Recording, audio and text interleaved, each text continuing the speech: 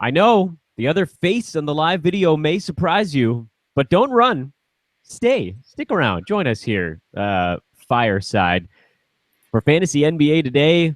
We've done the flip flop, ladies and gentlemen. By the way, first of all, this is the Thursday live edition. I think we'll actually have a Friday live edition as well because of that flip of Fantasy NBA to NBA Today, a hoop ball presentation. I'm Dan Vespers, and I am joined instead of Vince Miracle. You saw the other screen on your YouTube window, and you thought, "Where's Filipino John Candy?" And you got stuck with Aaron Bruski instead. So the founder himself has graced us with his presence. He's microphone free since '83. What's going on, Aaron? How are you? You know, you come for Vince Miracle and you get Aaron Bruski. This is big news. This is a big bonus, I would hope. That's right. This is a thrilling turn of events. Vince indisposed today, so Aaron, you're jumping in. I think we'll, assuming everything goes according to plan, we'll get Vince back on the program tomorrow. But now, Brewski, we managed to knock you off of your Friday comfort zone, and that also means that we got a lot of box scores to talk about, because normally we can kind of dick around a little. We got like 4 or 5 games on Thursdays to talk about on Friday morning. We got 11 games to talk about. Did you know that we've been trying to figure out who got us the we're only rated with the new app, which you should go down and download, but we're only rated for ages 12 and above because of words that you just used, Dan Vespris. So the under 12 crowd doesn't get to listen to us because of words you just used, Dan Vespris. I know that. Listen, did you not say that when you were 12? Come on. Well, we had this conversation on the Cos and Brew show yesterday where we actually we try to figure out where kids were in their development. When we were 12, we were foul-mouthed, and it's like it's scary to think that 30 years have passed, and typically kids get worse, right? I think so. Yeah, I'm pretty sure 12-year-olds are doing cocaine now. More now only 14-year-olds can listen to the show, Dan. That's fine. I'm talking about the Eric Clapton song. Let's talk a little bit of basketball because hey, did you know that cocaine's a smell of a drug?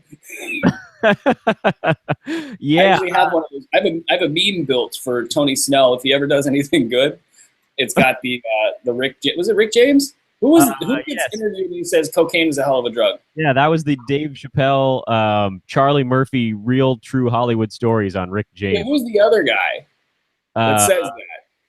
Is that Rick James? It was Rick James, yeah. Okay, I didn't know what Rick James looked like in his older years. Sort of thick. He was a bigger man at that point, and he died like a year after they did that show, which makes that show seem sort of extra special because it's one of the best Chappelle Show skits in a list of like 80 just amazing skits, and that one is just remarkable. Yeah, game blouses. It's that's a good one too. The other true and Charlie Murphy's just so funny the way he tells those stories. He seems so like. And you know what's weird? He's not funny anywhere else. Like we went to one of his stand-up routines. He got practically booed off the stage. Oh, really? I was as shocked as you were. So maybe the guy in the editing bay deserves some credit. Maybe, the editor never gets credit for anything, but no. He did a good job. Is that the CSE suffix? Is that the editors when you're watching those movie credits? It's like Rick Bonifacio, CSE, which stands for we have no idea.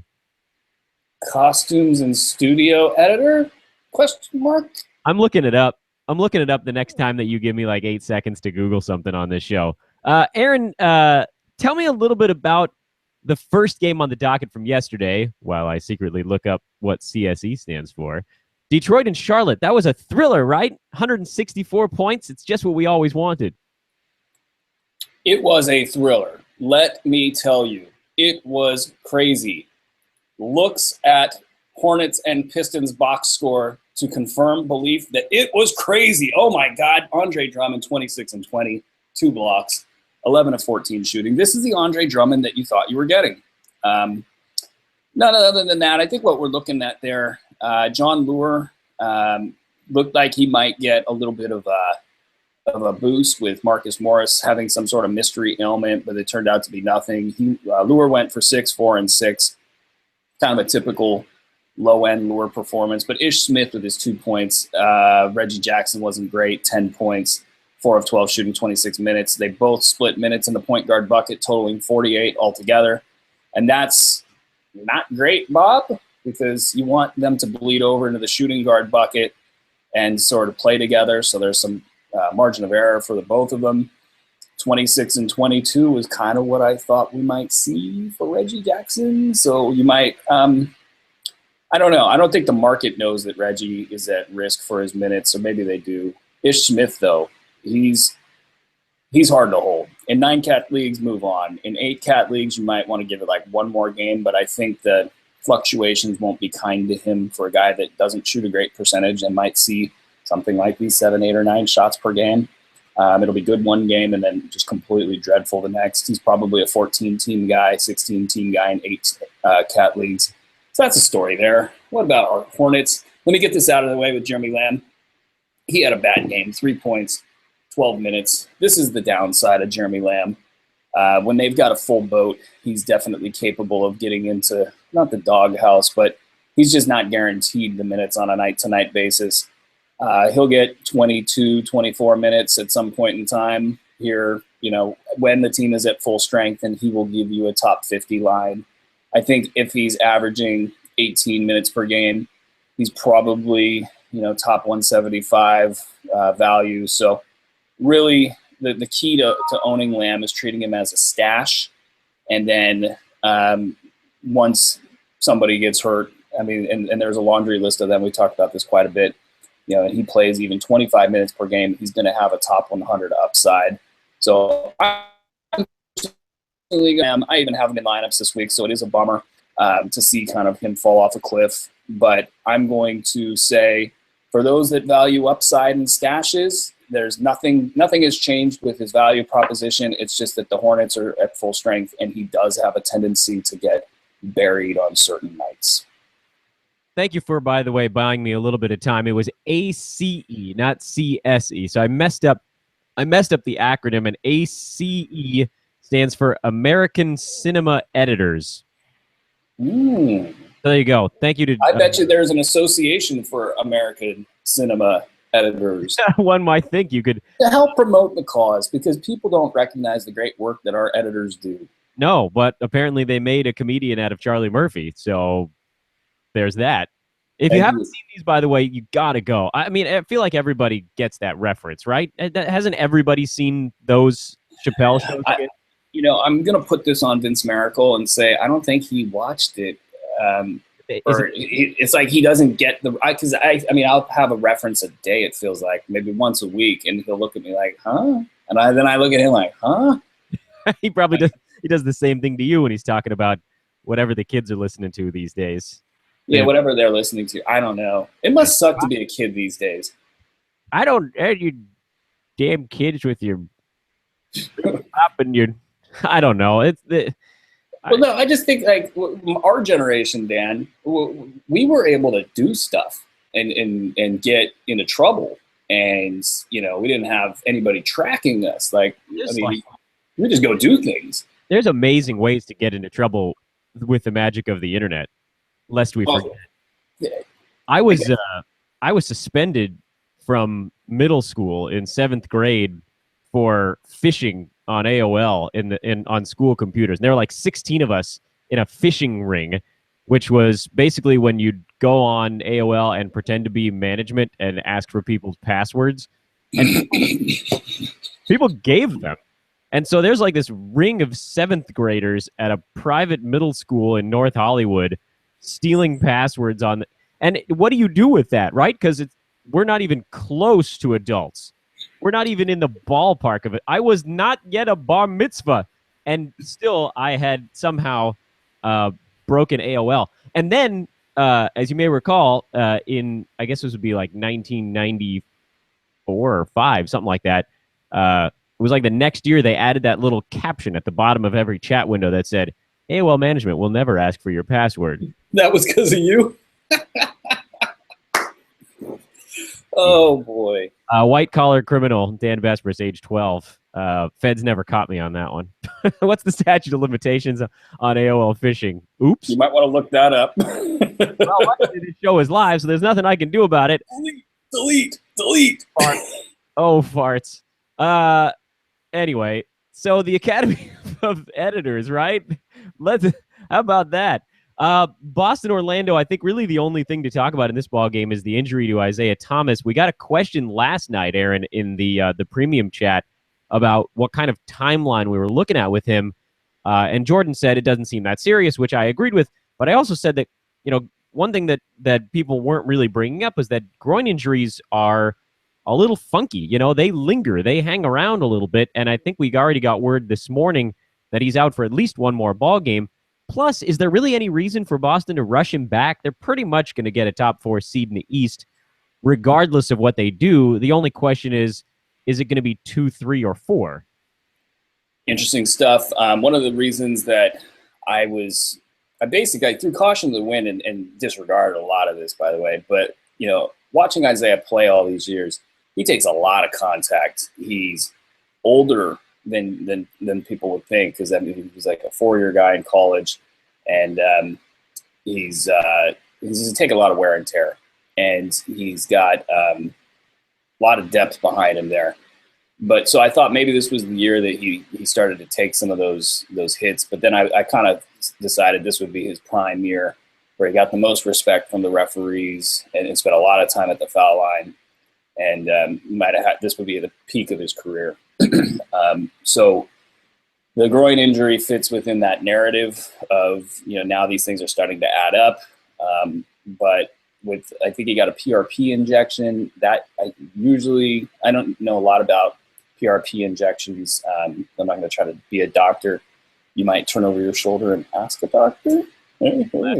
She left the room. We're alone now. But the long and the short of it is he probably will miss some time. And this is a great time to showcase a guy like Marcus Smart if you're Danny Ainge and calling up reporters and telling them to write DeMarcus Cousins trade rumors every other day of the week. You can now showcase this Marcus Smart fella whose hair looks like one of those amoebas in a freshwater tank, or is it a saltwater tank? I don't know which one. But that's a really ridiculous haircut, Marcus. Maybe you want to look into that. But he's got, he's the guy that's going to pick up the value here. I do think that he'll be a late round value, which is kind of sad, knowing that he will kind of be a starter and have a crack at starter's minutes, and he can't get up over the hump and do a lot more than, late round value. Everybody else will just pick up the slack. And Avery Bradley this will be another sell high period for him.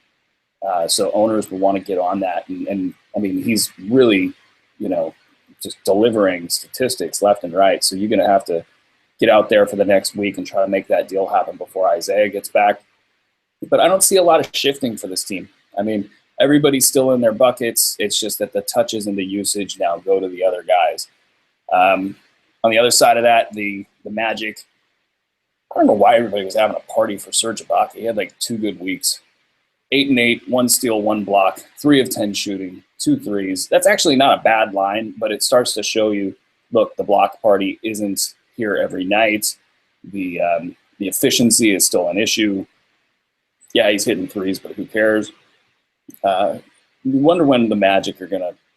The Magic and the Nuggets, man, they got to pull the trigger on something here, because this is just ugly. I mean, yes, Vucevic, 12 points, 10 boards, 2 assists, 2 steals, but 4 turnovers, 5 of 14 shooting. I mean, the writing's on the wall there. He's the guy going away. You just, you don't sign Biyombo and trade for Ibaka if your plan is to immediately get rid of one of those 2 guys. That's sort of foolish. Yeah, I just think you got to take that step into the next, whatever the next generation of the Magic's going to be. And I know Rob Hennigan's on the ropes there.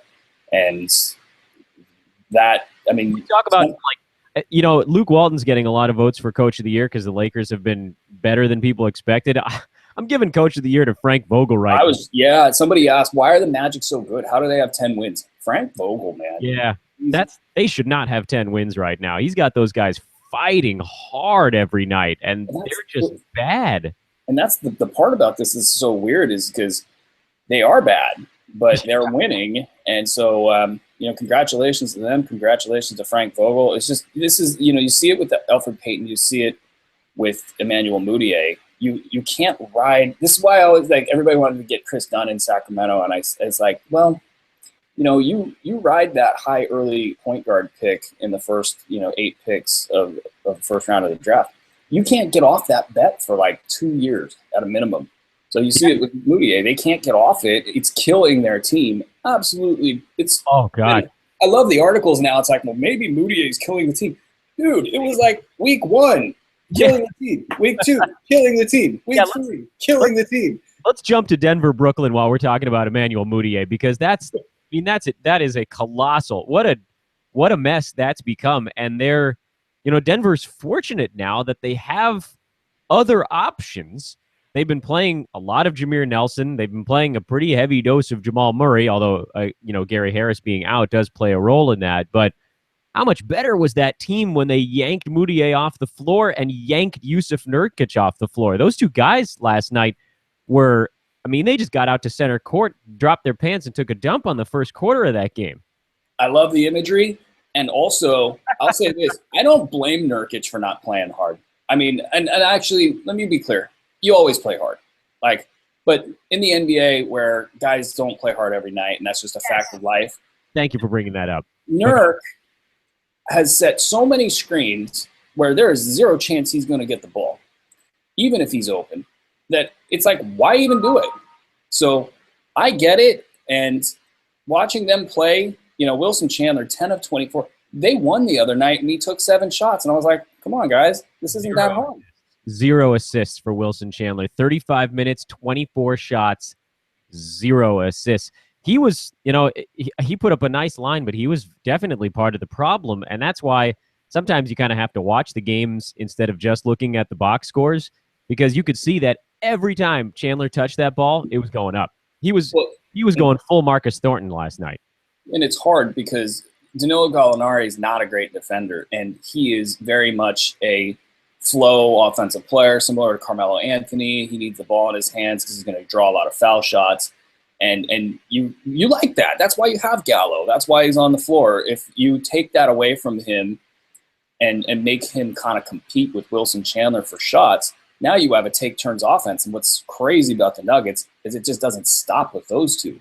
You got Kenneth Faried, who fancies himself an offensive player, and somebody's got to tell him that's not the case. And then you got Jameer Nelson taking heat checks, and then Jamal Murray even. Now, here's the thing. With Mudiay also being a score-first point guard, not really being able to pass, not able to look and find options, both he and Murray are of the same build. The difference between the two is Murray's actually able to do that offensively. And so you got at least 6 or 7 guys that are shoot-first guys. Nurkic, I mean, at least he likes to pass as well, but every time he catches the ball, it's either going to be a shot attempt, turnover, bucket or assist. And a lot of that, too, with Nurkic is oftentimes because of all those times that he's screening and rolling and not seeing the ball, the 4 times that he touches it in the first quarter, he's throwing that thing towards the rim. It's going up because it's never coming back to him. And so you get this weird situation where when one guy takes too many shots, everybody else feels like they better get theirs when they can, and team basketball disappears until you see that hockey-style line change that seems to be happening every ball game for this team 4 minutes in when they're down 12 points, and they climb back into it. I will say there were a couple of bright spots yesterday. I thought Will Barton played pretty well. I thought he was showing a hustle that some of the other guys did not. I thought he played defense, which was something you didn't see from everybody. And then, of course, Jokic came back and played a really efficient 21 minutes, 14, 11, 3, a block, 5 for 7 from the field, perfect 4 for 4 at the foul line. I mean, to get that type of production only 21 minutes when he was questionable to play, there are some pieces there that they can build around, but they got to move a lot of other stuff to get there. Yeah, and this is the thing. You have one guy on your team that's a ball mover. It's Jokic. And he's the key, and they're showcasing Wilson Chandler and Kenneth Faried and not liking what other teams are offering. And it's your classic, if you hadn't put yourself into this position, you wouldn't be there thing. And you want better to win. And, eventually somebody in that room has to be the adult and say, we got to cut our losses and get rid of one of these guys so we can ease up the rotation. And I forgot about Barton. Barton at least will pass, but he's also a guy that takes a lot of shots. He's a heavy usage guy. And you got like 8 of them on the team. So fantasy-wise. They took 105 shots yesterday, by the way. 105. That's impressive. That is a lot of shots. Well, they almost came back and beat the Nets. And we'll have to talk about the Nets because my boy Jay Ham is not doing good. And, I guess what's going on with Jay Ham is more of kind of how he's being deployed and where he is on the court type of a thing. And I think that's a very big issue with the Nuggets now as well, as nobody knows what's going to happen tonight. It is, I think, a free-for-all. I wonder if this is Moutier's this was his last strike. So do they go with Jameer Nelson as the starting point guard, keep Will Barton at shooting guard, move Darrell Arthur into the starting lineup? Because Faried seemed to catch a lot of the ire of Michael Malone last night. And he's a guy who has turned it off in the past. When he's not happy, he just shuts it down. Yeah, and that was yesterday. Seemed like that may be the first or maybe the second. I don't know how many indicators we've had to this point, but 4 points, 5 boards. He only played a total of 11 and a half minutes despite starting the game yesterday. He did not start the third quarter. That's generally considered kind of a bad sign for your staying power. This team could really use Gary Harris back, too, because he's a more of a defensive-minded player. He takes his shots in rhythm, high-efficiency shooting guard. If you can get a shooting guard that's shooting 46, 47%, that means he's not taking as many bad shots. But I wanted to follow up, Aaron, on the point you made about guys taking a lot of shots. Yes, there were 105. You want to guess who took the fewest shots on that team? There are 3 names, by the way. 3 names that took the fewest shots. Well, you know what? We'll play a game. 3 most and 3 fewest for the Denver Nuggets as of Wednesday night. Who do you think were the 3 fewest? On that night? Yeah. Are you looking at the box score right now, or are you guessing? The box score. but no, Jokic is sitting there with 7 shots, 14 points. 7, Gallo 7, Nurkic 6. That's the 3 fewest of anybody that played more than 10 minutes. And yeah, I mean, anybody that played more than 11 minutes, because Arthur took 1 and Faried took 2. And the 3 most, or 4 most, Wilson Chandler at 24, Jameer Nelson at 19, Will Barton at 15, Jamal Murray at 14. And those guys shot, in order, 41%, 37%, 40%, and 29% from the field in yesterday's ball game.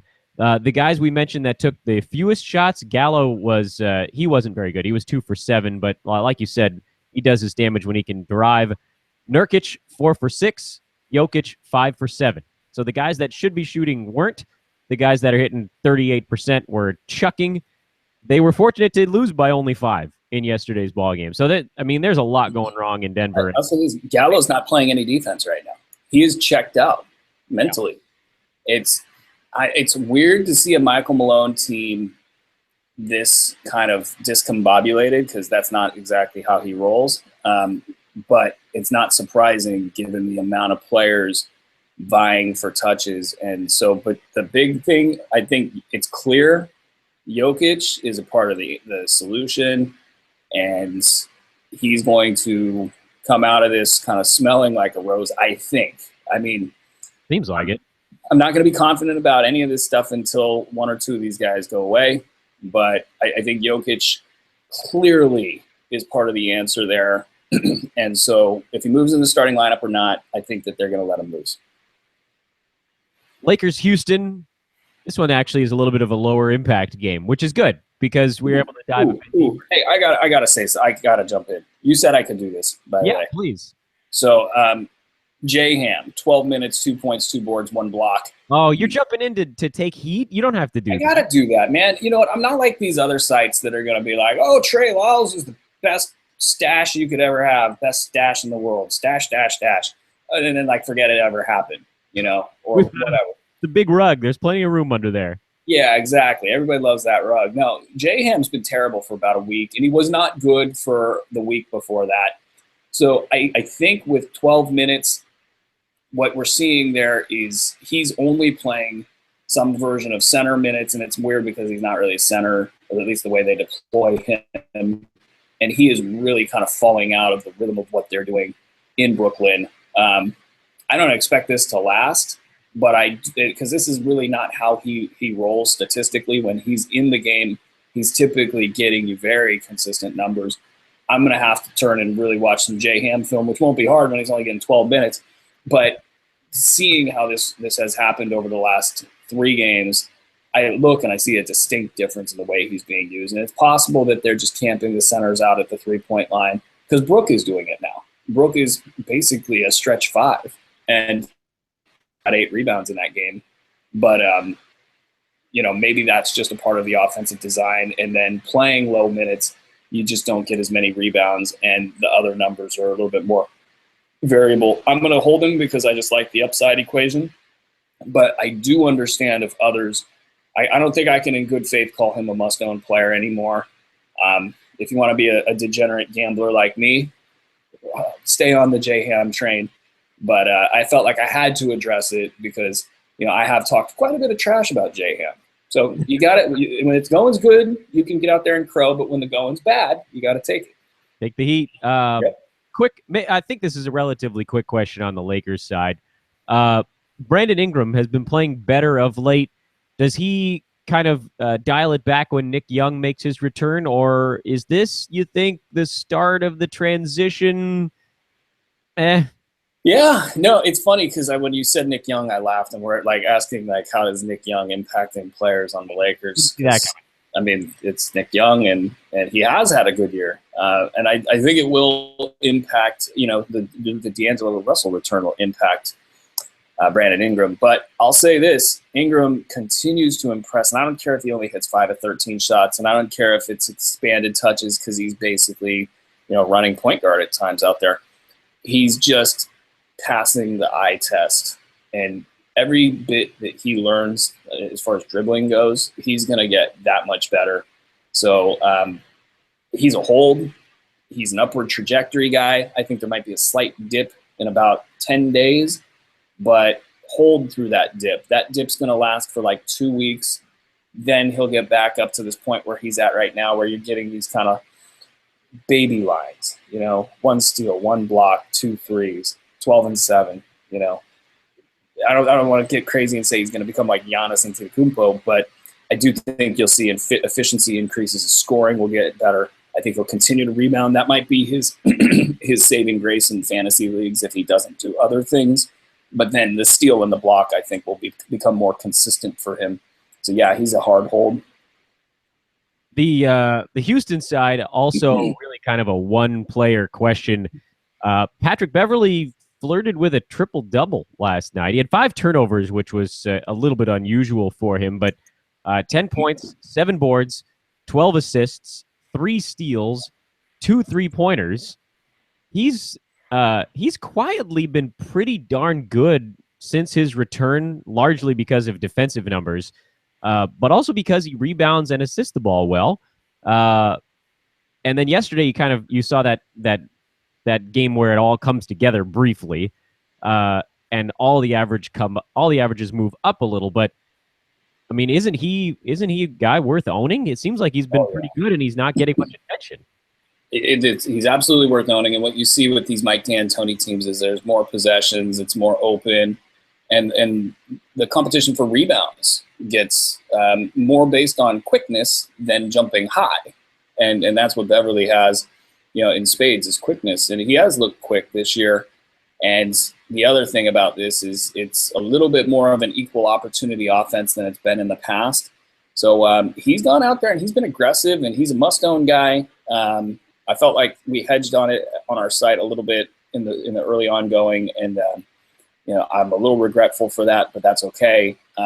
For now, he's a must-own guy, and going forward, he's a must-own guy. And if we could just get Myers Leonard to produce, then we would have like the who's who of Aaron Brewski busts from the Brewski 150. We got Beverly, we got Kyle O'Quinn. That's our next. Who else we got? Oh, my boy John Henson, he's filling out the roster. Let's talk Kyle O'Quinn. That's the next game I was going to bring up anyway. Cleveland, New York. I don't care one iota about the Cavaliers because every night you're getting the same thing. Iman Shumpert had a decent ball game with J.R. So you're carrying now. You're carrying. I am carrying a little bit, but J.R. Smith isn't supposed to be out for very long, right? Aren't we talking like a week, maybe 2? Yeah, like Shumpert could go get you like a point and 3 boards and 2 assists in his next game. So I'm not doing it. If we're gonna go back and quote that Chappelle Show skit again, I give Iman Shumpert 4 thumbs down. Wait, what's that one? What is that? He's talking about 2 women in bikinis at that point, and he's rating. Yeah, he's rating. I know who it is. I know who it is. Was it a fine pair of New York boobs? It was a scene. They're in a club, I believe, in that sequence of the episode. I'm getting my scenes mixed up. come on over here and say hi to. Yeah. Anyway, go on. Everybody out. That's a nice pair of New York boobs. No, this is again from the Rick James one. Gotcha. Okay. So let's talk Kyle O'Quinn, because yesterday he actually had his worst ball game in his last 3 or 4, and it was still serviceable. He had 10, 7, and 3, 5 for 7 from the field, which again, that's like, meh. But bear in mind, New York got clobbered in this game. So I'd rather instead just kind of talk about what's been sort of a weird trajectory for Kyle, because this is a guy that, Aaron, I know I've followed your stuff for many years from back in your Roto World days, and he's always been a guy that has been tantalizing because he's a big man who can step out and shoot the 3, but is actually a decent rebounder and gets blocks. He always felt like he could kind of be Channing Frye on roids, and it never really came together for whatever series of reasons. He didn't fit, he didn't hustle, he didn't whatever. He had this kind of odd opportunity with Joakim Noah on the shelf, and he didn't even really take advantage of that this year. He wasn't very good in those first couple of spot starts, but then all of a sudden on the 2nd of this month, about a week ago, he decided it was time. It's time for O'Quinn to wake up, and he went for 20, 13, 2, and 2 blocks on 82% from the field. It was this magical moment, and everybody went, come on. This is Kyle O'Quinn. This is ridiculous. Well, the next game out, he only played 14 minutes, but he had 4, 9, and 4 blocks. And you went, well, wait a minute. That's pretty good in 14 minutes, but I'd like to see him play a little bit more. In his last 2 games, he's played an average of 24 minutes. He's averaging 11, 7, 3, half a steal, and a block in those 2 games. And that's actually pretty good. But will he play 24 minutes a night going forward? Is Joakim Noah officially a half a ball game guy? I know in reality, Aaron, he's a half a ball game guy, but for some reason, he's going to want to be out there, and coaches feel the need to put him out there for more than 24 minutes and break him. What's going on with the New York center spot? Is this like an official Kyle O'Quinn sighting, or is this garbage? Here's the thing with O'Quinn. What we've learned since my fateful, I'm in like the top 50 for 9 cat leagues and like 75 for 8 cat leagues, something like that. This was a couple of years back. And it was because he had shown these numbers, and the Magic at the time weren't really, they didn't have anybody that really challenged him. So the idea that he wasn't playing, at first was like, wait, why isn't he playing? And then second was like, okay, I see something's wrong with his game. Like, he's inconsistent and he does a lot of dumb things on the floor. And, you listen to the Knicks fans talk about this stuff, and they're like, Kyle O'Quinn, you suck. What are you doing out there? So nothing has changed with him, but Noah is not that much better. And that's going to be maybe the worst contract of this last offseason. Yay, so, Timofey Moskov, not the worst. I know. Well, that's the funny thing. I think it was Network was out there tweeting, said like, something about Mozgov not sucking, and everybody's like, that's hilarious. But I think that Noah's loss, if you will, or New York's loss, whoever you're looking at it, from whatever perspective, it's Kyle O'Quinn's gain, but I don't know that we can trust it. So I just think you're going to take a flyer on it, if at best, and see what comes of it. That he fits that mold of the big gamble last roster spot for your team, where if it goes well, you've got yourself a monster. And that's why we said, screw it, pick up John Henson a week and a half ago, because if it goes poorly, you dump him. And right around now would have been a good time to, pick up Kyle O'Quinn. So you had Henson for a week, it didn't pan out. Well, John's been playing well, so you hold on to him. Who's your next sort of I'm going to say this about Kyle O'Quinn, though, where with Henson, you know what you're getting as far as blocks, boards. Good point. A good, points, percentage, all that. With Kyle O'Quinn, I don't know. Like, you see the double zeros for his defensive stats last night. I don't think he can block shots the way he used to, when he was really young with the Magic. I think he's more now a scoring, rebounding guy with some assists and a three. Although he might rise up and get some defensive stats, but it's not. I don't think the upside is there as much as it might seem. So, like, I would call him like a top in a 9-cat league, say top 80 upside, and in an 8-cat league, top 110, something in that ballpark. Not turning it over. Although you have to also sort of factor in, I think, in this ball game, isn't Cleveland? I don't have that number in front of me. Aren't they one of the more difficult teams to block in the NBA? Yeah, I'm sure. I mean, look at their players and the shots that they take. It's an eyeball test. And I guess I could, it just, to me, that what I've watched of Kyle O'Quinn, he used to be, you see him and go, yeah, that guy can block some shots. That's definitely, his strength. And now, and ever since then, I don't think that really has been his strength. And we'll just take a quick gander, since I did the work to look it up. He's blocking 1.2 shots per game in his 14.7 minutes per game. So I am officially stupid. That basically it means he's blocking more shots than he's accustomed to in a small amount of time. Yeah, he's been on a shot blocking tear lately, but I don't know. I mean, the question is, do any of those things actually hold up? Because he has 8 blocks in his last 4 games, including that goose egg. So it was actually 8 of the previous 3. But he didn't have any 2 games before 350 minutes this season, and he's blocked, approximately, 34 shots or something. So, 5 blocks here, 5 blocks there, and that number could be the 0.8 from the year before, or it could be the 1.2 that you see that it currently is. I just personally, I don't think he has the elevation anymore, but who knows? I mean, one of the problems in Orlando is he wasn't playing close to the hoop. They just stuck him out on the perimeter. If he's playing bona fide center minutes, maybe this can hold up. So I might need to retract my he can't block statement, but I have my concerns. Portland, Milwaukee. Where to begin? John Henson had a quieter night, 7.6 rebounds. He did still get 2 blocks, so I'm actually okay with that. This looked like it was going to be a tougher matchup for him against a team that's just bombing away from the 3-point line. And it was, but he still played 25 minutes. So to me, that's a nice, safe number there. The minute total remained. Greg Monroe, 15 points, 4 boards, an assist, and 3 steals in his 23 minutes. So that seems to have evened out. But, Milwaukee's actually playing pretty good basketball lately. They beat a decent Portland team. They almost beat the Spurs. In fact, they probably should have. They were winning that ball game until the final moments. And over on the Portland side, no big surprises. I think Mo Harkless hurt himself late in that ball game. We're getting news about it today. Al-Farouq Aminu is back, but his minutes are not ramped up just yet. I like Aminu. I still think that shooting percentage is going to creep its way back into his normal 40 neck of the woods. But I don't know that you have to race out to get him right now because he's not playing enough minutes and nobody else is going to do it. So that's sort of a weird in-between for me. Where do you stand on this one? Is your cat big, small, or an in-between? You're so stupid.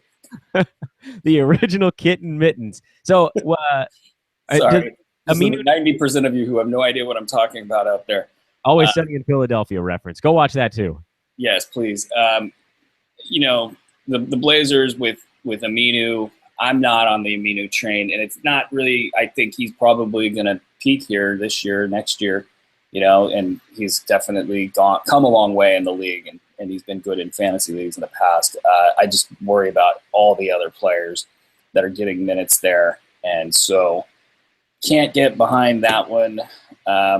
On the Bucks side, you know, every time I go to the Bucks game, aside from looking at John Henson and saying, "What a great pick, Dan Besbris." Dan Besbris, you got it done. You were the first. You were leading the charge. I really was this time. I really was. This is your slow clap moment. Thank you. But now back to the other stuff. It does look like they've settled on a big man rotation. That's news, but I say that tongue in cheek. It just does look like what it should look like. You know, it's like normal. You wouldn't know it's Jason Kidd if you looked at the last like 6 box scores. You'd say, "Oh, that's like, that's a Tom Thibodeau coach team." Right. It's. I actually had Monroe in lineups this week, and for some reason I ended up with a lot of Greg Monroe. He went so undervalued in drafts, and I mean, even with the weirdness, he's not been bad this year.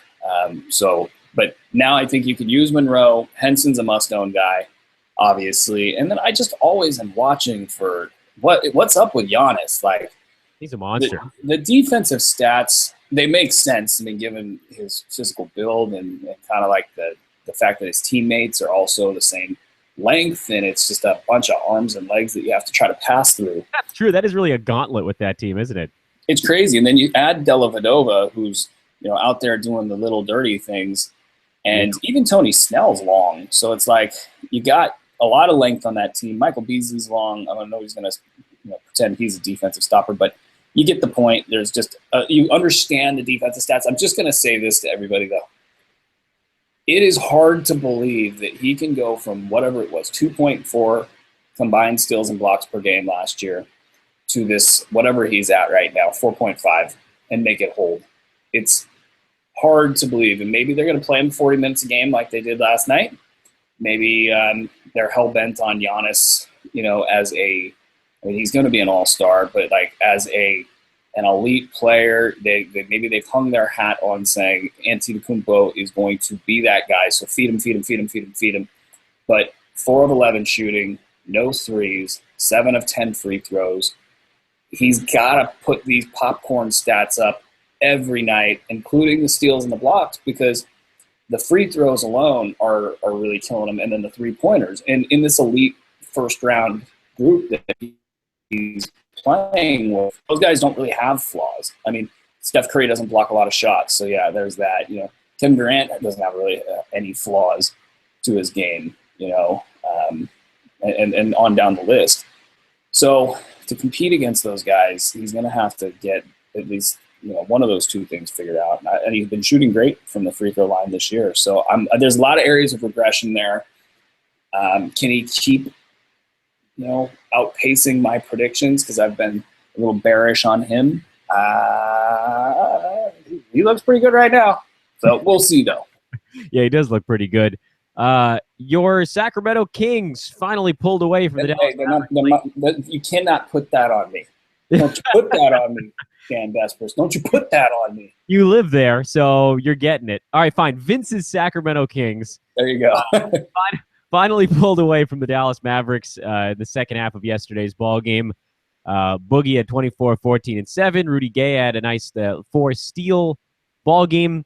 Darren Collison played down the stretch despite a 30-point margin, which I thought was strange. Maybe it's just you got your rotation, so you stick to them. And as a Collison owner in a couple of leagues, I thought, okay, but they couldn't put him away. They were within like 12 or something midway through the fourth, and I think he wanted to sit Boogie and Collison, but then he brought him back, and I think afterwards he said, "Screw it, I'm just going to keep him running out there."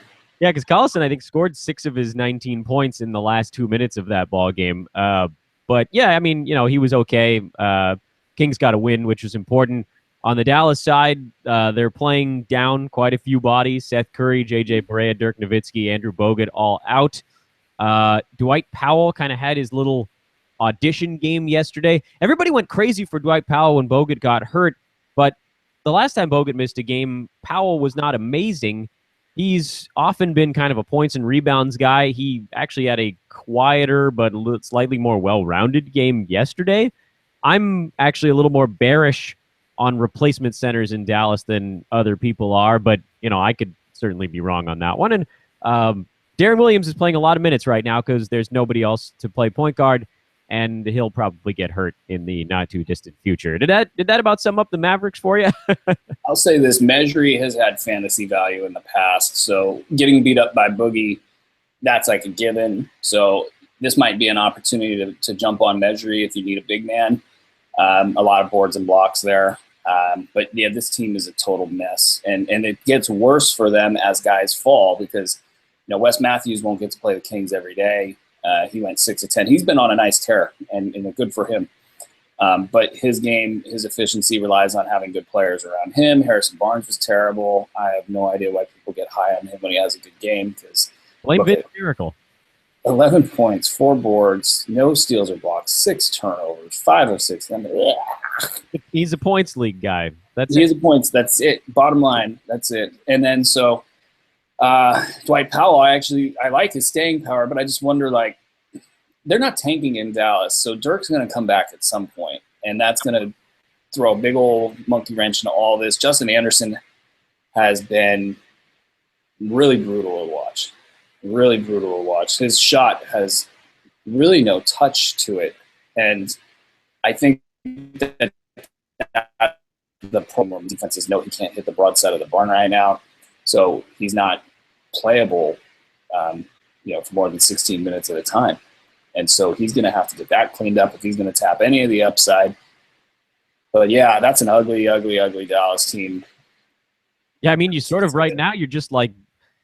Ride. I think the only advice I can really give is just kind of ride Darren Williams until he falls apart, because with everybody out, he's putting up really big numbers. Not much in the defensive department, but he had an efficient shooting night yesterday. He's made every free throw he's taken in the last week, so I think he's a top. We're gonna call Jonathan Gibson's name again. Well, when Williams gets clobbered, he seems like he's going to be in pretty good shape, right? Yeah, I had to ditch him when I picked him up in those other leagues. Or a couple of weeks ago, I should say. I wish I still had him because it's pretty easy to see how this works out. Darren Williams falls by the wayside. Maybe even Wes Matthews at some point falls by the wayside. And you're seeing a Jonathan Gibson, Seth Curry small ball backcourt, with Gibson being the healthier of the two and maybe even the more talented of the two. It's interesting to see Gibson goes out there and makes some tough shots. And another guy that's been popping up in questions is J.J. Barea. You might just go take a flyer on him and, go a couple weeks early on the pickup, because he gets back into this mess. He could start going for 25, 4, and 5, on 33% shooting or whatever. But, giving it to you in the popcorn stats and being a must-own guy. Yeah, I mean, if you look back to the first few games of this year, that it seems like everybody's forgotten pretty quickly. When everybody was hurt and J.J. Barea was the last man standing, he was averaging 16, 3, and 6 over that stretch. And that's not bad. And I think it was about 2 3-pointers per ball game. It was around 1 steal or so. And his turnovers were surprisingly not that high. That surprised me quite a bit. But it's big popcorn numbers. It's not a ton of steals, but he'll get you some threes. Still, that's worth owning if everybody else is crumped on that team. And it just, I know Darren Williams. It's like when it's so tough for fantasy owners sometimes to remember that guys, they've done things for a long time. When you have that background, you say, well, what about maybe not this time? Maybe this is the time that Darren Williams plays 3 weeks in a row. Come on, guys. We know what's going to happen. We've been down this road before. I picked him up. I'm right with you on this one, but I am fully ready to drop him the second that his ankle blows out, and he's going to miss 3 weeks. And you know what? You could pick him up at the end of those 3 weeks again, because it's going to be the same old story. Indy Phoenix This is actually one of the games that I was going to gloss over a little bit, but I do want to take 1 second to say, can you believe they're still playing Tyson Chandler 32 minutes? I think we kind of have to just accept that he's going to play 32 minutes for the foreseeable future, and maybe All-Star break, they start to phase him out, or maybe never. I know you still got that tinfoil hat going, Aaron. I love that. Oh, dude, and I put more tinfoil on. I read this article out of ArizonaSports.com where they were talking about McDonough, how he addressed the media in I think it was Media Day before the season started. Said, so why did they pick Earl Watson? They said that each player said they wanted Earl Watson to be the coach. And then he said to media that he told the players, okay, well, we're going to hold you to this, as if they were going to be responsible if they didn't play well, which in this world of collective bargaining and contracts that control matters, you can't just be like, oh, well, Earl Watson sucks and you guys are losing, so all y'all are gone. Like, you can't just do that. And I mean, you could try, but you're going to end up with a much worse team. And the story went in even a little further. It was like, once McDonough had said that, then he kind of just changed the subject and went into like positive PR spin. So it got the writer thinking, well, how long is McDonough going to be around? And how do you make a coaching decision like that? I mean, yes, player input's important, but almost every team loves their coach. You get into the trenches, and you're not going to be like, I don't want to play for that guy unless there's drama there or whatever. But most players like their coach. That can't be the decision here. This is more, to me, they didn't want to go pay for a new coach for whatever reason, or if you're trying to jack your franchise valuation up and get two cities negotiating over your team and maybe perhaps sell the franchise, tinfoil hat on, of course. Strap it on. Then you're Rachel Phelpsing it. And I think I saw something. I don't even want to say this. I could be completely wrong here, but I thought I saw something that she passed or something. But yeah, you could be Rachel Phelpsing it from Major League, where you make your team bad, so they have to relocate to Miami. Yep, and we all know how those teams in Miami have gone. And people will go, well, that sounds crazy, bro. I spent 5 years covering that story. I can tell you how it works, every little piece of it. And so I'm just saying, like a year ago, I said, this kind of looks that way.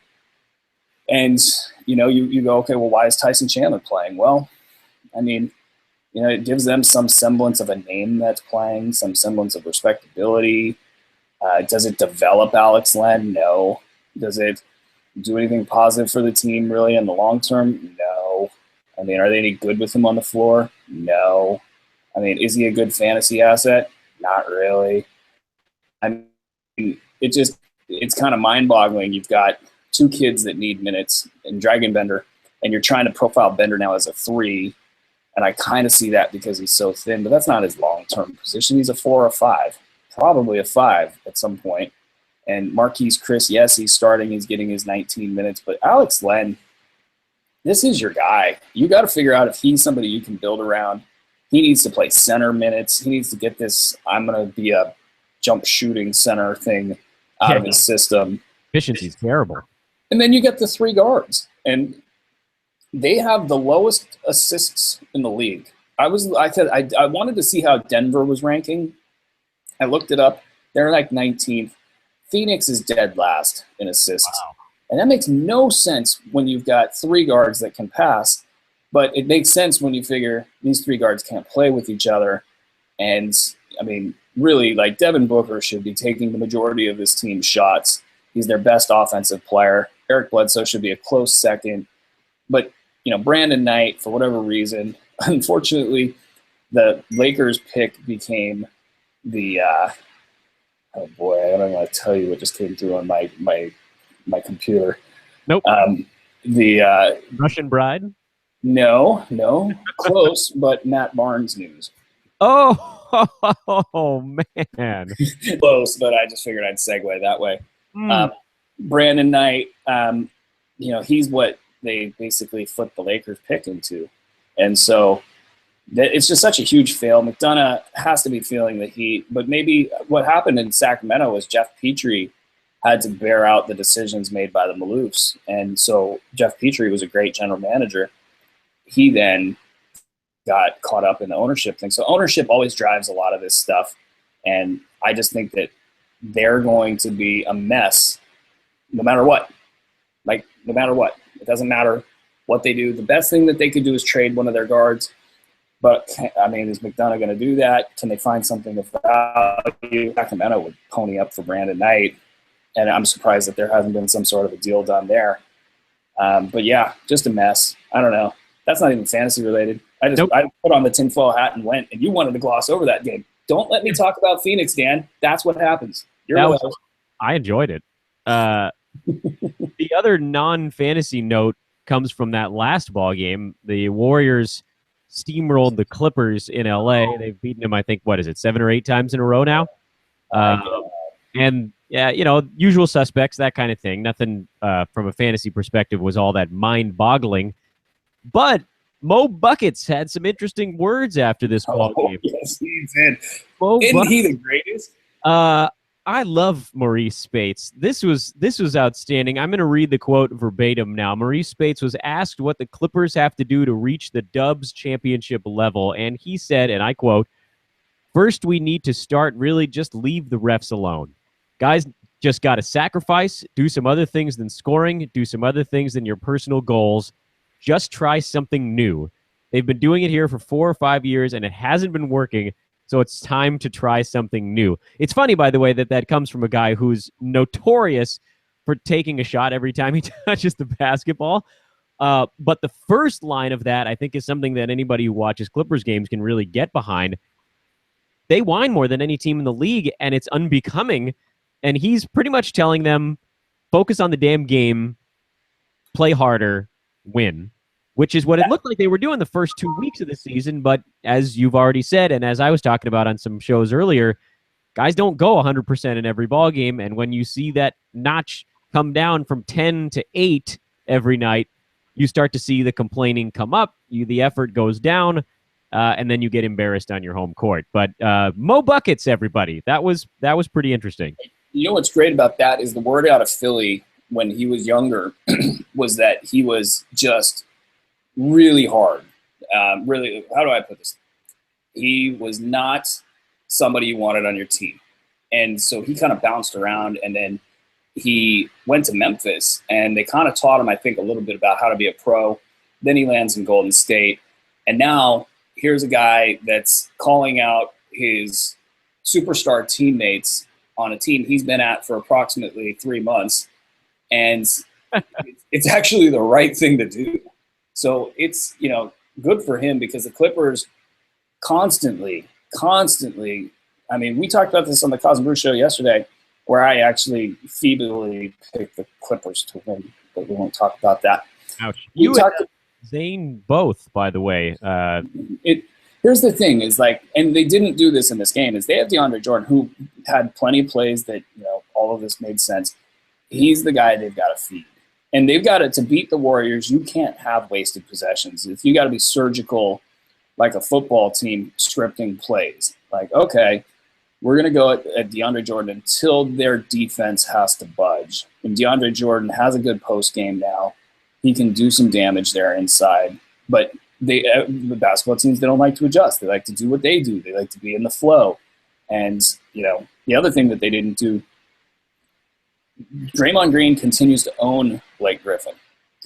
And with Draymond getting so much referee attention and being a little bit on tilt himself, we kind of both, me and Kaz, thought this was a game for Blake to try to exploit some of that and see if he could get that mental edge back and maybe try to draw some fouls and try to get in Draymond's head a little bit. How'd that go for him? Fail. Just total fail. And it starts with Chris Paul. Chris Paul goes out there and argues with Chris Paul's the kind of guy that calls a touch foul in a pickup game. I guarantee you. He goes out with his boys and he plays. Now, we're playing with an NBA superstar, Chris Paul. And he goes down the lane, and some fat dude like me goes in and just tap, and he goes foul. Two shots. Oh, wait, we don't take free? No, 2 shots. I could see that. I want to like this team, but I just don't, and that's probably why. But anyway, they got their on the brochure. I want to like these. I just don't. They got their keisters handed to them yesterday by another team that I want to like more. But at least the Warriors, they're pretty fun to watch. All right, very quickly, Aaron, and then we got to get to some questions because we're running nice and long. But it's bonus content for the hoop ball faithful. Tonight, Denver's in Washington, Minnesota's in Toronto. The Pelicans are hosting the 76ers. The Grizz are hosting the Blazers. The Warriors have a back-to-back in Utah. We've heard that there may be some resting going on. And the Spurs are in Chicago. We don't have any confirmation, by the way, on the resting thing. That's been bounced around. Steve Kerr saying that he was considering it. Didn't they get enough rest last night? Yeah. I mean, really, like, if you're playing 3 out of every 4 quarters most of the year, don't those fourth quarters add up to... I think he wanted to reserve the right to rest in case they had a knockdown, drag-out sort of fight. I mean, they could easily rest, but Utah, that's a tough game. Yeah, they're playing well. Yeah, and anyway, I don't know. We'll see. They could rest them at any given time, so you just got to watch the Hoop Ball news feed. Watch that Hoop Ball news feed. I'm watching Denver, Washington today, not just because it's going to be the first game on League Pass and it's going to be in HD, but because I got to see what's going on with the Nuggets. I got to see if, all right, listen, the game starts, the dumpster's already on fire. The question is Denver going to pour gasoline or are they going to pour flame retardant on the dumpster? And we'll know by like minute 8. So, if you only want to watch the first 8 minutes of that one, you'll probably get a pretty good idea of what's going on. And I want to see if Michael Malone has how he just looks. He's looked like crap lately. I mean, coaches generally look like crap, but he's had the bags under his eyes. I mean, he's not all clean shaven up top. He's got that brewski poofy haircut. He is if he will hold it together, because he's a really emotional dude and he's got to be up to his eyeballs with this. And you just wonder, let's send Michael Malone a hoop ball care package of like chocolates and Tums. I think he might want some like whiskey and some. All right, we can throw some Old Faithful in there, something like. But no, I'll be watching that game. And who else? I mean, I kind of want to see how the Wolves react on national TV against a good Toronto squad in Toronto. I mean, granted, Minnesota's just a hop, skip, and a jump from Toronto, so they don't get affected by things like the customs and the. Or a cross-country trip from Indiana to Oklahoma City. Sorry, that's unrelated. It's unrelated, but we did happen to read on a sports site, somebody wrote that said they were taking a cross-country trip from Indiana to Oklahoma City. And I thought, wow, America's way smaller than I thought. And we just laughed at the lack of geography teaching in America. Come on, elementary school. Let's get our act together. Pick it up. But yeah, the Golden State, this is a good night for basketball. Golden State, Utah is a good game. Minnesota, Toronto is a good game because you want to see if Minnesota can pull it together, and they'll be on a national stage. So, things like shot taking becomes an interesting thing. Portland, Memphis is a good matchup. That's a playoff matchup from a couple years ago. Philly, New Orleans, these are two teams that me and you have watched a million games of. So, I mean, I feel like I know these teams, that I'm a Philly fan even. Ugh. And then San Antonio, Chicago. I mean, that's the late game on TNT. The Spurs, it never gets old watching the Spurs, and then you get Rondo back. How's that going to go? It's in Chicago. Dwayne Wade, big game. Chicago could not implode, but this could be, if they get just shellacked and Rondo's. This could be the game that starts sending them tumbling. Let me let's lightning round some questions here. So we got to go like 15 seconds or less on each question. Boom. Are you ready? I am ready. 20 seconds. All right, 20 seconds per question. Hey guys, what's the deal with Jonas Valanciunas? There are rumors he's playing through an injury. Should I pick up Bebe Nogueira to see what's going to happen in case JV has to take time off? That's a great idea. That's an excellent handcuff. He might have standalone value. He might be playing through a knee injury. And so I absolutely love the idea. Find some room on your roster. Go pick up Bebe, and you are completely covered for the rest of the year. Will Wayne Ellington be worth anything when Waiters, Richardson, et cetera, come back in Miami? No. Didn't need 20 seconds, did you? Would you take George Hill or Reggie Jackson? George Hill, and it's not even close. Yep. Will Reggie Jackson hurt Kentavious Caldwell-Pope's current numbers? But I'm going to go with no. I agree with you on that one. We actually talked about Dwight Powell. That was the next question, so we'll jump over that one. I just traded away Anthony Davis and got James Harden in return. Will I regret trading away the #1 overall player in fantasy without considering positional needs? Who would you rather own between the two the rest of the way? James Harden. And it's tough, but you got to take that little bit of tiny bit of safety, and he might be better than Davis anyway. Probably not. I mean, but it's basically the injury. I'm trying to make you feel better, but I would rather, if it's my team, give me James Harden. Yeah, it's the injury situation. I mean, you just got to. It's like somebody's like, hey, you could have $1 million, or you could have $1.25 million that might expire in 2 weeks. Yeah, you got to spend it all at Chipotle before the year turns. Yes. That's the rule. Yeah, I mean, especially if he was playing 28 minutes a game, maybe I'd be less nervous. But with Alvin Gentry playing him like 49 out of 48 minutes, that's scary. 24 ticking thing. Beep, beep, beep. Oh, yeah. It's winding down. That fuse is short. But, at least they had a couple days off, I guess. Trade question. Bradley Beal and Dirk Nowitzki on one side. Beal and Nowitzki. Devin Booker and Derek Favors on the other. There's really only one guy in this that you can count on to play the rest of the year. Right. And that's the way you got to look at that. I think the Booker side is the one that you want. Dirk's going to be a mess all year. Don't get it twisted. Like, that's going to be an on-again, off-again situation. They would have to rattle off 10 wins to make you feel good about Dirk and his long-term rest of season view. Beal is a mess. Favors is even a bigger mess. Yeah, you take that Booker side and you run. And just hope that Derek Favors plays. That's gravy. When is a good time to stash Ben Simmons? That's a good question. I've checked his box on the watch list for all my championship leagues, and then I have seen somebody jump at him the other day. So I think that the market in 14-team leagues is moving. I think he will play after the All-Star break. So what we're talking about here in an 8-cat league is probably top 50 upside starting in March, because it's going to take him a week to ramp up. So if 6 weeks of top 50 upside in an 8-cat league, if you want to project it out as top 75 upside, just to be pretty conservative about it, you're talking about, I'm going to get 6 weeks in an 8-cat league at top 75 value. So what am I willing to drop in order to get that? I don't know that it's a must. Put it this way, if your team is in first place, if you're in second place, third place, if you're stocked, if having dead weight on your bench is not going to hurt you, go ahead and make the move. I mean, it's a championship level move where you could come in, especially with playoff leagues. In a playoff league, I think you could pick them up right now.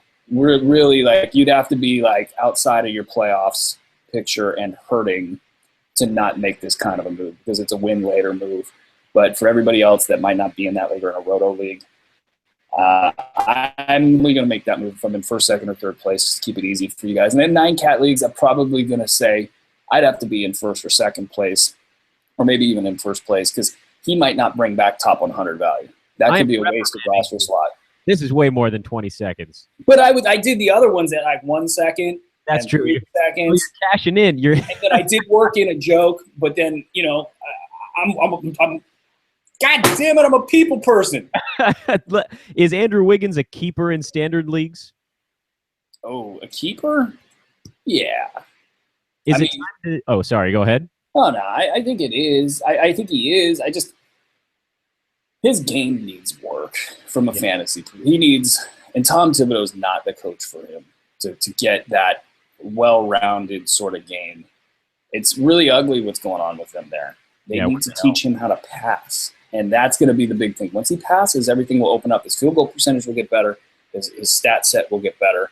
He might even end up playing a little bit better defense, if he's not so singularly focused on offense. And it's a little unfortunate, but he's still a keeper. You cannot turn your back on what will, I mean, theoretically be an easy top 50 guy.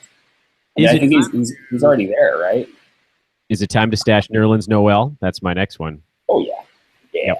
We actually just heard that he may be back by this weekend. So that's the thing. And there was times where he was a first-round value, and yeah, he was playing 26 minutes per game. But I mean, what are people like? I mean, he might play 20 minutes a game. So I mean, yeah. So he goes from top 20 to like top 60. It's still pretty good. Yeah, and then there's the whole idea of like Joel Embiid didn't play for 2 years. Like any of these guys could go pop at any second, and then there's a trade possibility. So yeah, I think he's a mustache guy. Plus, we got Jahlil Okafor, who's been soiling his pants for the better part of a week, and we don't know how long that's going to take. Yeah, when I heard that one, I was like, okay, so they must have some sort of trade cooking that is like kind of in a holding pattern. Yeah, he's got an upset tummy. He can't play with that. Well, I mean, if he is soiling himself, then maybe you could give him some advice on how to handle it. Imodium, a lot of it. 8 Cat Roto, trade Joel Embiid for Nikola Jokic.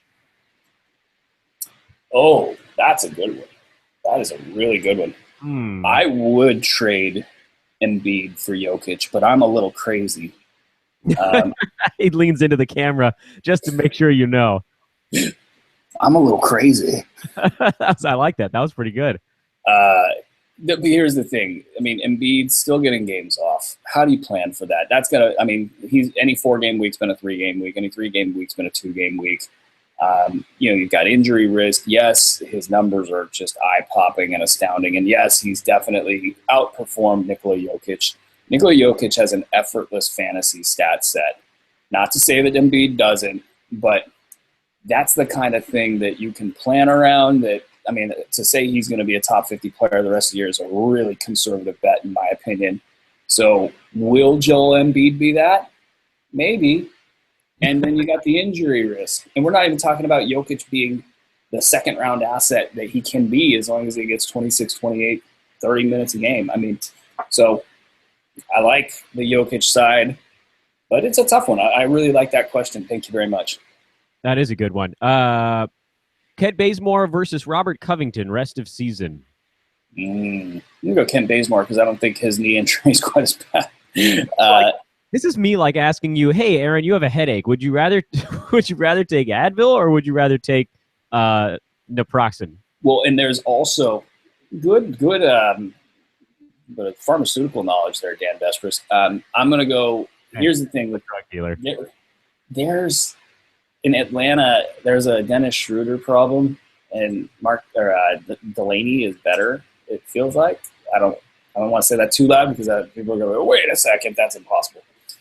But they're not playing well. They just got to win. I mean, Bud benched his entire team the other night, on a night that Schroeder did really well and nobody else did. It's a little bit tough for a guy like Bazemore to fit in when you've got such a ball dominant, basically like Rondo that, isn't like a terrible shooter. So with Bazemore, I think we've seen kind of the worst. Schroeder, you got to figure this out. Otherwise, we're going to just straight bench you. Like, we're going to put in Delaney, who everybody seems to like, and play it more like a 26 to 22 thing, like Reggie Jackson, Ish Smith. And that, in turn, I think will also help Kent Bazemore. But he's just the healthier of the two. I think he's got better athleticism. He doesn't have the consistency that Covington has in a stat set as far as the money counting stats go. And Covington probably has more upside if both of them are playing well. But Covington, he's a mess. He kind of reminds me of Steve Sachs, when he stopped being able to throw to first base. Yeah, or John Lester even as recently as this year. Right. And you can never really plan for that, so I'm going to go with Bazemore. Baze. All right, this one, no explanation needed. Rank these 4 players rest of season, 1, 2, 3, and 4. Justice Winslow, Rondé Hollis Jefferson, Marvin Williams, DeMare Carroll. Okay. No explanation needed. We'll go Marv, Winslow, DeMare, RHJ, Tadao. It cut out for a second. Was Winslow number 1? Marvin, Winslow, DeMare, RHJ. Oh, okay. And then I said Tadao. Tadao. Okay, I wanted to make sure Tadao was not a player that I forgot about. Uh, I'll answer this one for you. What do you guys think about the following trade: DeMar DeRozan for Paul George? You're going to want Paul George. I have an urge to make a trade, but I honestly do not know for who. Who do you guys think are some buy low targets right now that will provide later value later on in the season? You got a couple of buy lows kicking around on your brain grapes right now? Eric Bledsoe and Devin Booker are kind of in that buy low discussion for me because I do think that if he doesn't get traded, Brandon Knight will get hurt. Buy lows, if I'm just kind of gathering some names and looking at them, other than Jokic. Yeah. Um, Easy one. Let me see if I can find one more for this person that asked us a hard to answer question. Let me ask you this question while you're looking things up. It's a follow up to the J-Ham discussion from earlier. I know you were sort of flogging yourself a little bit. This person asked, does the fact that Brooklyn tried to sign Mata Yunus suggest that they're kind of over Hamilton, or was that unrelated? It was a great question because I was watching that situation closely. I actually kind of wonder if we learn of a Justin Hamilton injury here in the next week or two, because the numbers fall off. His numbers have been so consistent his entire career that to have them fall off like this is really kind of weird.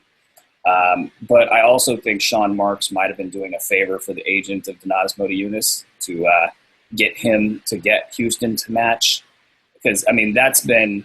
And yeah, they've done that with other free agents over the summer, and it didn't work out. So you could say, well, they did it with them. It's not necessarily anything new, but I think that's part of Sean Marks's plan. Is if he can't get these guys, the next best thing he can do is help those agents get those guys deals, so those agents want to work with him in Brooklyn going forward. So it's kind of a low risk way to do a guy a favor, as well as hurt other teams' salary caps. So that's I think what might be going on there. So I'm not really attributing any of that to the Justin Hamilton situation. I also don't think that Motiejunas is really even I'm not sure he can play. Did you find that fourth stash, by the way? No, just this wonderful thin mustache. Is that a must stash? No, it's just lazy. It's actually a Clippers, not the Los Angeles Clippers, but the cheap $40 Clippers you get at the store. I actually buzzed my beard. That kind of was the Clippers last night. I know. They're so bad. And I picked them. I'm embarrassed. I picked Boston yesterday for my play of the game. I feel pretty good about that. Your very quick thoughts on Malcolm Brogdon and Sam Dekker. Brogdon, not a fantasy asset until something else happens there. Decker's for real, man. I don't necessarily think that he's as good as everybody else kind of thinks he is, but I think that he's going to play 25 minutes a game. They need his height, and they can kind of be small with him out there and not get completely crushed, because if anything happens to Clint Capella, you're looking at Montrezl Harrell, and that is it. Nene is not somebody you count on. So yeah, I'm gonna say he's getting close to being a must-own player in 12-team leagues. That's Sam Dekker. That sounds like complete insanity that we're talking about that, but it's true. He had 12, 8, and 4 yesterday. He had a 17-point game a couple days back, 11, 8, and 2. He's been pretty good, and he fits well with that ball club. Blitzing through these things, I want to try to get to all of them if we can. Any idea on a return date for Derek Favors? I got nothing. No, Nope. I don't think he's. I'm saying week to week is what you got to call him. If you're thinking about selling high on Avery Bradley, Rudy Gobert, or Andre Drummond, is there anybody you would target? Yeah, it's going to be Avery Bradley this week, with Isaiah out, and just in general, he's got to come back to earth a little bit. So yeah, Do you know anybody that you could get if you were going to try to sell Bradley right now? Do you have a player? Yeah, I think any top 30 guy projected is what you should be going for. So you might be able to get, I don't know, who's struggling lately? Top 30? Tough to say. What I would be looking for is somebody outside of the top 30 who you know is going to be a top 30 guy, but isn't right now. And for whatever reason, he's being held back. Let's see if I can get you an answer on that. What are your thoughts on Aaron Gordon in the meantime? And I know this is a tough one to do in 20 seconds. We've talked about him before. Right now, it seems like he's a bad fit. He's a clear hold to me. I mean, this is going to break free here, whether it's due to injury with Nikola Vucevic or Serge Ibaka, both having questionable knees. You got to hold that asset. He'll be a top 50 guy once he's playing power forward, and that's really that. So just hold, buy low. You asked me about buy low earlier. He's a guy I would buy low on. His owner is so fed up with him. You could throw out a top 100 guy with a poppy name and get that, no problem. And that'll be a top 50 asset for you from about January on. Rank these 4 bigs rest of season. Again, 1, 2, 3, and 4. Yusuf Nurkic, Dwight Powell, Larry Nance, and Bismack Biyombo. Oh, Larry Nance.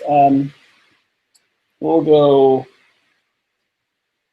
Ooh, this is a good one. I'll go Nurk, Bismack, Nance, and Powell.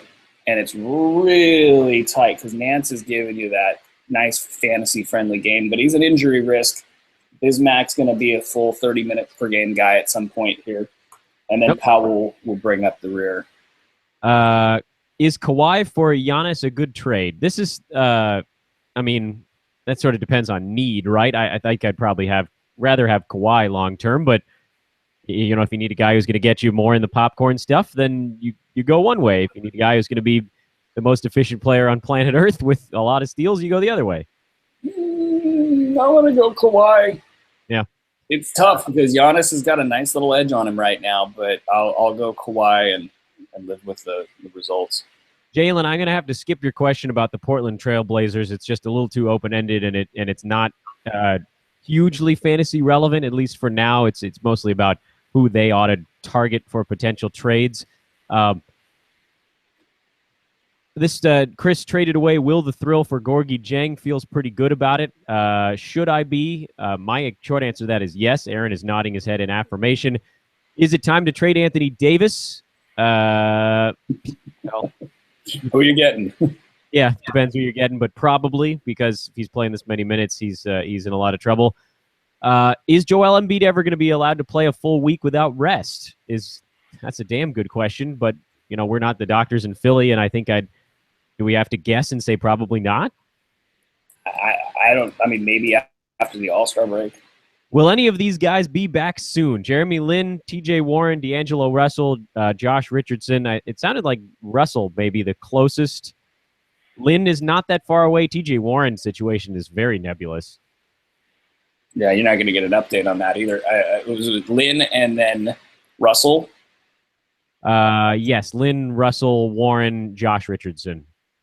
Richardson really threw me for a loop. He's in all my lineups this week. I'm screwed. I didn't think, and that tells me that the wrist might be worse than the ankle. Ankles are easy to predict, wrists are not. So I'm going to go with I don't know on either of those, or probably on the Richardson side, but I think it will be I'm going to take Russell by a nose over Lin. I don't think they like the Lin hamstring at all. There appear to be 2 people arguing in Russian in our chat room now. I apologize. I don't actually know how to read that, so maybe that's not that. That might be how unworldly of you. That might be Greek. I'm actually not sure. It's different characters. It's not English letters. So my apologies on that one. But then there is one English word in there, and it's idiot. And I think you're talking about me. No. It's clearly they're talking about me. All right, you win. Will D'Angelo Russell make a comeback from a fantasy standpoint? I mean, probably. Yeah, he's got to get healthy. Another ranking question. These are fun. Wiggins, Beal, Devin Booker. We're gonna go Booker, Wiggins, Beal. Yep. The trade offer, by the way, Anthony Davis. The Anthony Davis owner was being offered Kevin Love and Hassan Whiteside. Not enough upside. Yep. You always want that best player. Should I drop either Cody Zeller or Dwight Powell for Gary Harris? Powell. I agree. And guess what, Aaron? We did them all. That's every day question. And that was a lot of them, too. That was good. But you know what? We do these special live Q&As once a week. Questions come pouring in. And Aaron, as he said, is a man of the people. So now you guys have to do us a favor because we answered a crap load of questions on a podcast that's going 90 to 100 minutes long. Like us, subscribe to us, give us positive feedback, or call us an idiot in Greek or Russian. That works too. Yeah. Download the app. Download the Hoopball Radio app. Do all these little things that sort of power this locomotive. We're trying. We're busting our humps here. And we went way long just to make sure that everybody got their questions answered.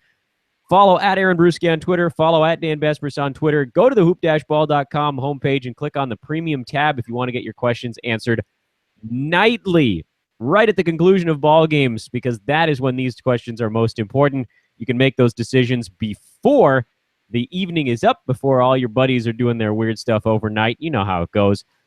So yeah, like the YouTube video, subscribe to the YouTube page, Hoopball Media, subscribe to Fantasy NBA Today, leave feedback, download the app. All of these things, they are free to you with the exception of the premium membership, and they, again, make it so that we can keep doing more for you guys because there's a limited number of hours in the day, and we need to know that things are going well. So, Aaron, thank you for quite literally like 15% of your day. Hey, it's no problem. I appreciate being on the show. Thank you guys for your questions, and looking forward to the next one. The next one coming not too long from now. Aaron and I will be back together for a premium weekly show on Monday. Most likely we'll have Vince Miracle joining us tomorrow on Fantasy NBA Today. Vince will have a premium show tonight, the Q&A at 9 o'clock. Fantasy NBA Tonight, that'll be with John Sill. That's what's coming up from the podcast side. For Aaron Bruski, I'm Dan Besbris. We're winded. I'm going to go eat lunch. Aaron's going to take a nap or a Sudafed. And we'll talk to you guys soon. So long, everybody.